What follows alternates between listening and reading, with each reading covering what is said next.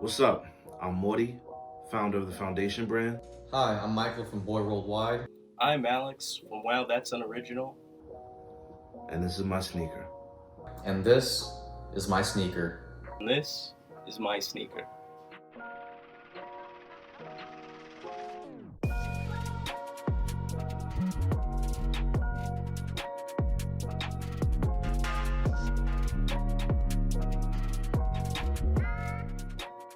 Unless you've been sleeping under a rock, you've probably seen some of the bootlegs that have been coming out throughout 2020.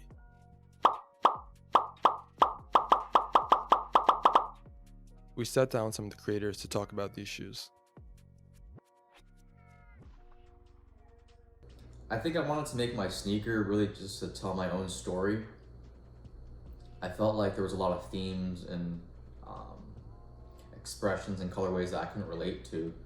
And so I wanted to make a shoe that I could personally relate to and wasn't too intense and was a little more lighthearted. So I decided to make it just based around chicken wings. So I was introduced to the bootleg movement through brands like Fugazi, Warren Lotus, I Never Heard of You. And at the time, I thought the shoes were pretty interesting because no one was really doing bootleg shoes at the time. And the way they were all doing it was all pretty interesting. And I thought through like the small details and stuff like that, like those things to me, like Nike wasn't doing them. And just to see like someone smaller kind of just taking the bull by the horns and just making a shoe was like pretty cool to me. So I mean, in a sense, that kind of sparked the interest. But over time, I think I started seeing like really bad bootlegs and thinking like I could do so much better than this if I put in like a slight bit of effort and just tried. So I think that's what kind of pointed me in the right direction to want to start making my own shoe, really. A lot of people, even creators, were fed up waiting for this sneaker. Let's say like a Jordan.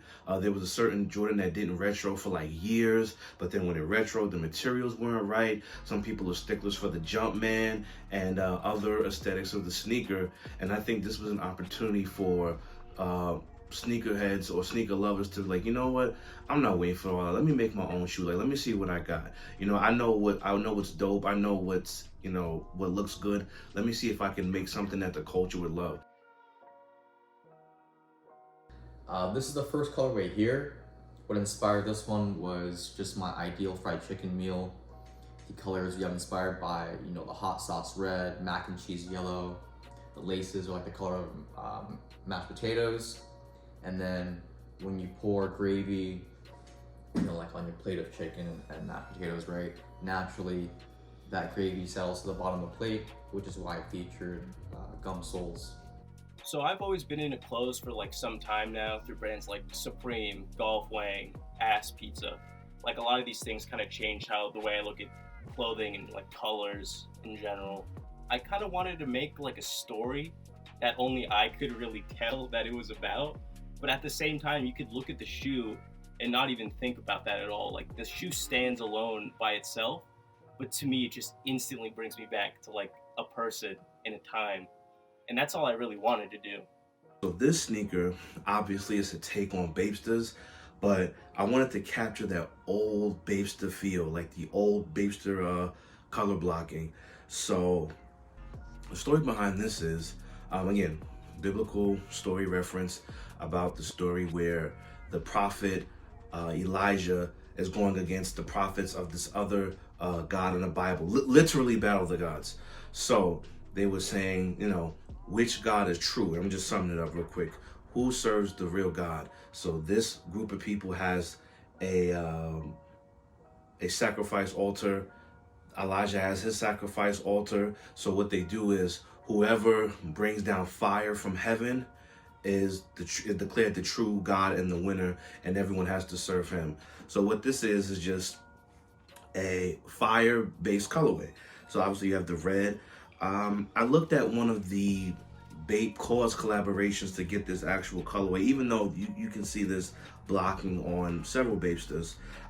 There's the fire star, obviously fire from heaven, stars in the sky. What I have here is actually a baby Milo that's on fire. That's obviously Bape inspired too. So I thought about what colors could I use for fire?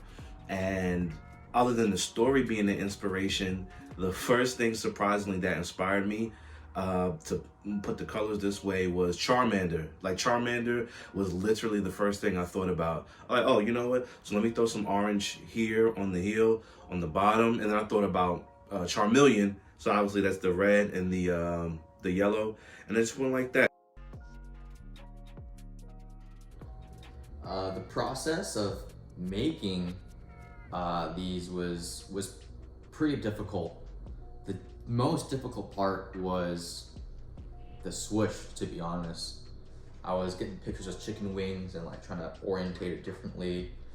I guess making it look like a suitable swoosh and not too much exactly like a chicken wing. Just that fine balance of making that swoosh was pretty difficult. The wave here, like I did it on the pad of my MacBook, like the touchpad, and I just kind of like drew it from that. And that's actually the same design here as the one I used from like the MacBook touchpad, just kind of drawing it. From that, I had a pretty good mock-up, and then from there, I was just you work it out with the manufacturers. Really, I would say that's one of the harder parts, is kind of just making sure they get the vision exactly right. Like even with the photo, they're gonna mess stuff up. Like you're gonna have to keep tweaking stuff, and to me, that's easily the hardest part, because I'm really like anal about trying to make everything as perfect as I envision it, like in my head or even in the mock-up, and that's easily to me is like very difficult. To my surprise, the reaction for the Yastas were good for the most part. I put it on my page.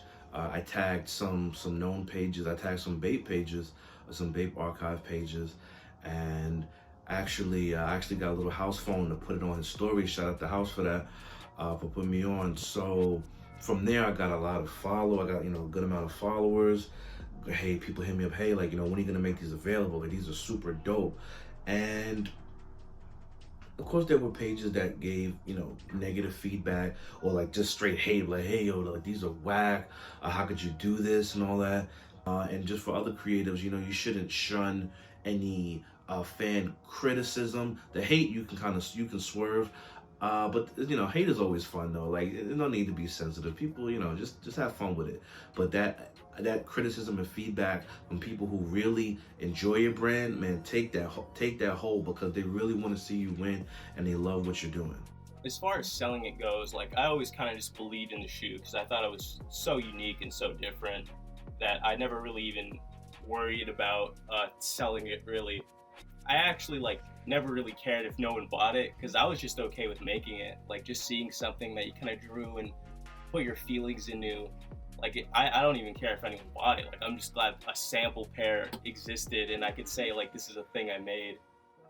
But as far as like reactions goes, it was really positive. Like I remember posting it on Reddit and it got like 500 upvotes, and I was just surprised like that many people could resonate with it, because this is just something I made in my room one day at like 1 a.m. So to see that many people kind of just say like this is really cool is actually really great. The scariest thing, of course, is selling.